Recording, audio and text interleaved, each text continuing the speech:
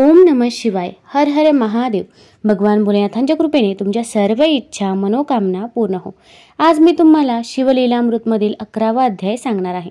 Video skip न करता video शेवटपर्यंत आवर्जून बघा. तसेच कमेंटमध्ये हर हर महादेव लिहायला विसरू नका, जेणेकरून आपल्याला देखील भगवान भोलेनाथांचा आशीर्वाद हा प्राप्त होईल.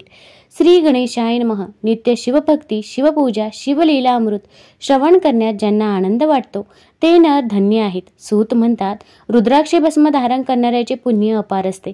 1000 रुद्राक्ष धारण करणारा शिवस्वरूप मानून इंद्र त्याला वंदन करतो. त्याच्या दर्शनाने अनेक जीवांचा उद्धार होतो.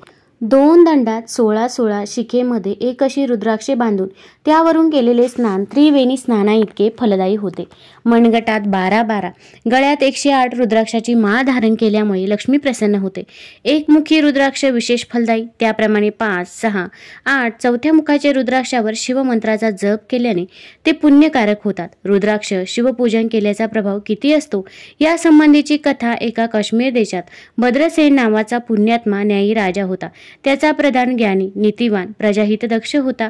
प्रजा राजाची स्तुती करीत होती. सुंदर पतिव्रता पत्नी, विद्वान व गुणी मुलगा, कृपाळू, सर्वज्ञ गुरु, हुशार, आज्ञाकारी गुरुभक्त शिष्य, विद्वान वक्ता, मननशील श्रोता, आरोग्य संपन्न दानशूर दाता, हे सर्व पूर्वजन्मातील पुण्याईने प्राप्त होतात. पुत्रप्राप्तीसाठी राजा भद्रसेन आणि मंत्री यांनी पुष्कळ अनुष्ठाने व्रते केली. तेव्हा त्या दोघांना एक पुत्र झाला. राजाचा मुलगा सुधर्म, प्रधानाचा मुलगा तारक, दोघेही जन्मापासून शिवभक्त होते. सतत शिवाचे ध्यान करीत. माता पिता एकुलता एक पुत्र म्हणून मौल्यवान दागिने वस्त्रे घालून त्यांना सजवीत, कौतुकाने निहाळीत. परंतु दोन्ही बालकाला साधेपणाने राहणे पसंत होते. ते अंगावरील दागिने, मौल्यवान वस्त्रे ब्राह्मणांना देऊन टाकत आणि अंगाला भस्मलेपन करून रुद्राक्षाच्या माळा घालीत. शिवपूजा, शिवाचे ध्यान, शिवकीर्तन, भजन, शिवनामाचा जप यामध्ये ते रमून जात. हेच काम त्यांना प्रिय वाटे. एकदा राजाच्या पुण्याईने पराशर ऋषी काही ऋषींना घेऊन राजाकडे आले. वसिष्ठाचे नातू पराशर ऋषी, त्यांचा पुत्र व्यास महर्षी, त्यांचा पुत्र शुकमणी, अशी तेजस्वी ज्ञानी परंपरा होती. पराशर ऋषींनी पूर्वी राक्षसत्र केले होते. भद्रसेन राजाचे पराशर ऋषी कुलगुरू होते. ऋषी मंडळी येताच दोन्ही हात जोडून राजा व प्रधान यांना सामोरे गेले. सर्वांचे यथोचित स्वागत करून कुशल विचारून विधीपूर्वक पूजन केले. वस्त्रे आभूषणे दान केली. स्वादिष्ट भोजन दिले. त्यानंतर राजा प्रधानाने आपली दोन्ही मुले ऋषींच्या पायावर घातली आणि राजा व प्रधान म्हणाले, गुरुदेव, आम्हा दोघांची 2 मुले रात्रंदिवस शिवपूजा, शिवध्यान, शिवनामाचा जप या दंग असतात. त्यांना मौल्यवान वस्त्रे आभूषणे आवडत नाही. ते कोणाशी बोलत नाही. राज्य, सुख, वैभव यांना आवडत नाही.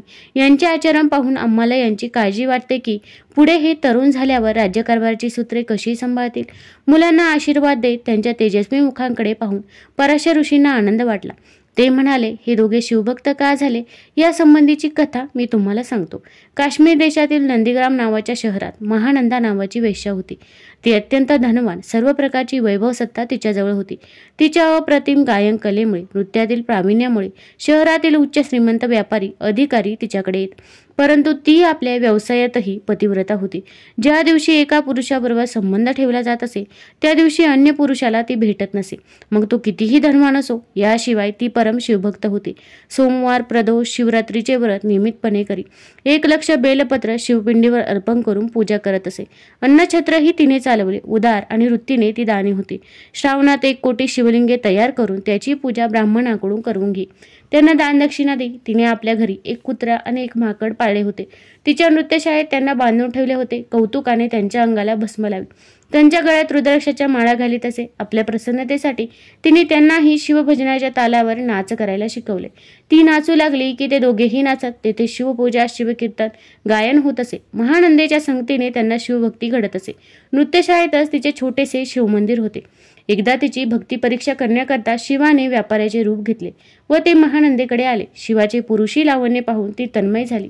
त्यांचे स्वागत करून तिने त्यांना मंचकावर बसवले. त्यांच्या हातातील रत्नखडीत कंकण तिने पाहिले. त्या क्षणी व्यापाऱ्याने ते कंकण काढून महानंदेच्या हाती दिले. महानंदेला आनंद झाला. ती म्हणाली, आजपासून मी तुमची दासी झाली. असा करार झाला. व्यापाऱ्याने ते मान्य केले. त्यानंतर व्यापाऱ्याने आपल्या जवळील दिव्य शिवलिंग काढून तिच्याजवळ देत म्हटले, हे शिवलिंग मला प्राणापेक्षा प्रिय आहे. हे भंगले, जळून गेले किंवा हरवले तर मी अग्निप्रवेश करीन, म्हणून तू हे शिवलिंग काळजीपूर्वक जपून ठेव. माझे व्रत फार कठीण आहे अवश्य म्हणून महानंदेने ते तेजस्वी शिवलिंग नृत्यशाळेत नेऊन ठेवले. थोड्या वेळाने ती दोघेही रत्नखचित मंचकावर झोपली. तिला झोप लागलेली पाहून शंकराने लीला केली. नृत्यशाळेला आग लागली. आगीच्या ज्वाला पाहून लोक आरडाओरडा करू लागले. महानंदा शांत झोपलेली होती. तिला व्यापाऱ्याने जागे केले. ती धावतच नृत्यशाळेत गेली. तेथे बांधलेला कुत्रा व माकड यांना मुक्त केले. ते पळतच जंगलात निघून गेले आणि तेवढ्यात नृत्यशाळा भस्मसात झाली आणि अग्नी शांत झाला. तेव्हा व्यापाऱ्याने विचारले, महानंदे, माझे दिव्य शिवलिंग या आगीत जळाले की काय? तुला मी काळजीपूर्वक सांभाळून ठेवण्यास सांगितले होते. हे ऐकताच महानंदा घाबरी झाली. शिवलिंग भस्मसात झाले या विचाराने पश्चाताप करून रडू लागली. व्यापारी म्हणाला, आपल्या कराराचा आज दुसरा दिवस आहे, परंतु शिवलिंग भस्म झाले म्हणून ठरल्याप्रमाणे मी अग्निप्रवेश करतो. असे म्हणून व्यापाऱ्याने चित्ता तयार केली आणि ओम नमः शिवाय, ओम नमः शिवाय म्हणून चित्तेत उडी घेतली. हे पाहून महानंदा फार दुःखी झाली.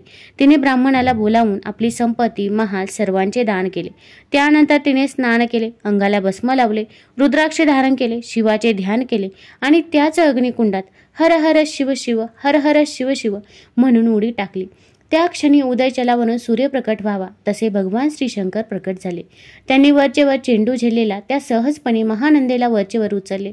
छातीशी धरून म्हणाले, मी तुझ्यावर प्रसन्न आहे, हवा तो वर माग. देवा, हे सर्व नंदीग्राम नगर उद्धरून न्यावे. तथाच तो मनात शिव अंतर्धान पावले. अशा प्रकारे आपली माता, बंधू, नगरवासी यांच्यासह महानंदा शिवलोकी गेली. त्या शिवलोकी आदी, व्याधी, क्षुधा, तृष्णा नाही, म्हणून तेथे भेदबुद्धी, काम, क्रोध, दुःख, मद, मत्सर नाहीत. तेथील पाणी अमृताप्रमाणे गोड, कल्पतरूची बने, कामधेनूची खिल्लारे, चिंतामणीची घरे. तेथे शिवभक्तांना जे पाहिजे ते त्वरित लाभते. ही कथा सांगून पराशर ऋषी म्हणाले, राजा महानंदेने पाळलेले माकड आणि कुत्रा या जन्मी सुधर्मा आणि तारक म्हणून जन्माला आले आहे. पूर्वजन्मीच्या शिवभक्तीच्या पुण्याईमुळे या जन्मी त्यांना मानवदेह अधिकाराप्रमाणे मिळाले. ते दोघे योग्य वेळ येताच त्यांच्या अधिकाराप्रमाणे उत्तम राज्यकारभार करतील. तुम्ही त्यांची चिंता करू नका. ते तुम्हाला शिवभक्तीची दीक्षा देतील. भद्रसेन राजाने प्रधान अपत्यासह पराशर ऋषींना साष्टांग नमस्कार केला. ते म्हणाले, आम्हाला सुपुत्राचा लाभ झाला, आम्ही धन्य झालो. आता हे दोघे किती काळ राज्यकारभार करतील, यांचे आयुष्य किती आहे हे कृपया आम्हाला सांगावे, कारण ते दोघे नवसाचे एकुलते असल्याने आम्हाला प्राणप्रिय आहेत, म्हणून आपल्याला विनंती आहे. पराशर म्हणाले, राजा, खरे सांगितले तर तुम्हाला दुःख होईल आणि खोटे बोलले तर मला पाप लागेल. तेव्हा ऐक. आज तुझ्या मुलाला 12 वर्ष पूर्ण झाली आहेत. आजपासून 7व्या दिवशी तुझा मुलगा मृत्यू पावेल. हे ऐकताच राजा मूर्छित होऊन पडला. सर्व जनता शोक करू लागली. अंतपुरातील स्त्रिया रडू लागल्या. राजा शुद्धीवर येताच हाय हाय करून शोक करू लागला. तेव्हा पराशर ऋषींनी त्याला सावध करून धीर देत म्हटले, राजा, मी काय सांगतो ते ऐक. जेव्हा सर्व चराचर केवळ ब्रह्ममय होते तेव्हा ब्रह्म असे स्फुरण होऊन महत नावाचे तत्व मायेने उत्पन्न झाले. सत्व, रज, तम हे त्रिविध अहंकार शिवाच्या इच्छेने घडून आले. शिवाने सत्वापासून विष्णू, रजापासून विधाता, तमोगुणापासून सर्व विनाश करणाऱ्या रुद्राला निर्माण केले. सृष्टीच्या रचनेची विधात्याला आज्ञा केली आणि 4 वेदाचे सार असणारा रुद्राध्याय शिकवला. हे शिवाचे रूप आहे असे जाणून विधात्याने आपल्या 7 पुत्रांना उपदेश दिला.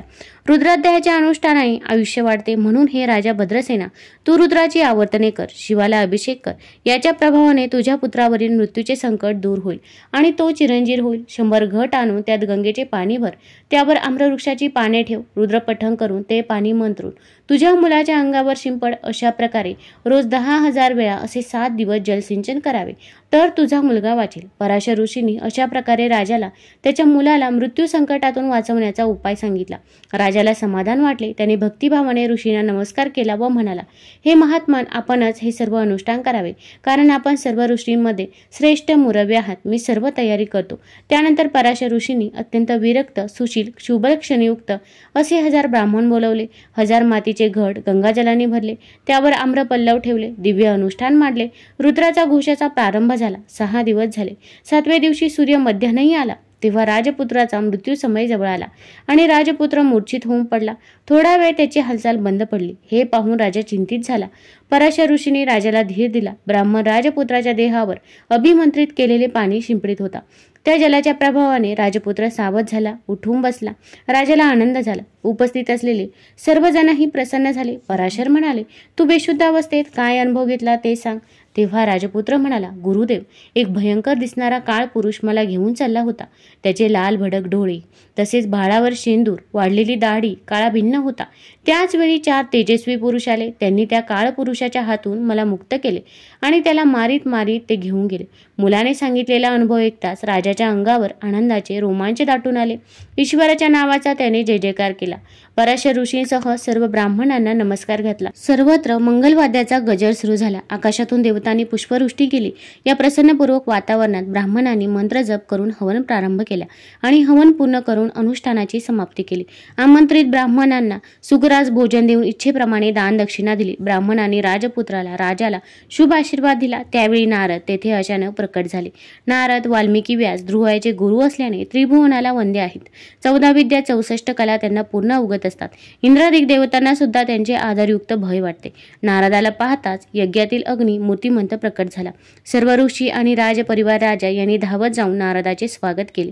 त्यांना उच्च आसनावर बसवून त्यांची पूजा केली. नमस्कार करून म्हणाले, स्वामी, आपला त्रिभुवनात संचार असतो. आपल्याला दिव्य दृष्टी आहे. तेव्हा काही अद्भुत पाहिले का?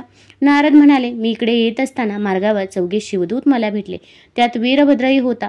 त्यांनी मृत्यूला बांधून चालवले होते. वीरभद्र मृत्यूला विचारत होता, तू कोणाच्या आज्ञेने भद्रसेनाच्या मुलाला घेऊन चालला होता?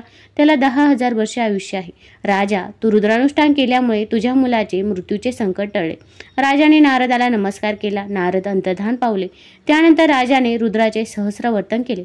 आपल्या पुत्राला राज्यगादीवर बसवले. तारकाला युवराज केले. राजा प्रधान तप करण्यास वनात निघून गेले. यथावकाश ते दोघे शिवपदास गेले. तर या अध्यायाची फलश्रुती बघूया. हे भद्रसेन आख्यान वाचल्याने दीर्घायुष्य, संतती, संपत्ती, पुण्यप्राप्ती होईल. यामुळे सर्व पापे गडांतरे दूर होतील. मृत्युंजय मंत्राचा जप, रुद्राचे अनुष्ठान केल्याने पिशाच्य बाधा, ग्रहपीडा दूर होतील. यावर अविश्वास दाखवणारा अल्पायुषी तमोगुणी होईल. अशा लोकांच्या संगतीत राहण्यामुळे सर्वनाश होतो. म्हणून शिवलीलामृत अखंड वाचावे. ते न जमल्यास 11वा अध्याय तरी वाचावा. तुम्हाला जर हा अध्याय आवडला असेल तर आपल्या मित्रपरिवारासोबत जरूर शेअर करा. तसेच चॅनलला लाईक करा, सबस्क्राईब करा. कमेंटमध्ये हर हर महादेव लिहायला विसरू नका. धन्यवाद.